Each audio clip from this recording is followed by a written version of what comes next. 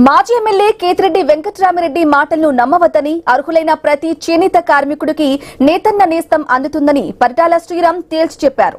అర్హత కలిగిన ప్రతి చేనేత కార్మికునికి 25,000 రూపాయలు ఖాతాలో పడతాయని, వైసీపీ నాయకుల మాటలకు భయపడాల్సిన అవసరం లేదని స్పష్టం చేశారు. ఆర్టీఓ ఆఫీసు వద్ద మాజీ ఎమ్మెల్యే కేతిరెడ్డి ధర్నా చేయడం కేవలం రాజకీయ లబ్ధి కోసమేనని మండిపడ్డారు. ఎలాంటి అపోహలకు తావివ్వకుండా ఈ నెల ఆఖరు నాటికి చేనేత కార్మికులందరికీ నేతన్న నేస్తం నిధులు ఖచ్చితంగా జమవుతాయని భరోసా ఇచ్చారు. చేనేత కార్మికులకు కూటమి ప్రభుత్వం పూర్తి అండగా ఉంటుందని పరిటాల శ్రీరామ్ హామీ ఇచ్చారు. పడుతున్న ఇబ్బందుల్ని గమనించుకొని ఈరోజు మనందరికీ కూడా ఈ పథకాన్ని తీసుకురావడం జరిగింది. 25,000 రూపాయలు ఆ కుటుంబాలకు అందితే ఈ చేనేత వృత్తి నిలబడుతుంది, బతుకుతుంది అనే ఒక సదుద్దేశంతో ఈ కార్యక్రమాన్ని చేపట్టారు. అందరికీ కూడా ఈ పథకాన్ని అమలు చేస్తున్నారు.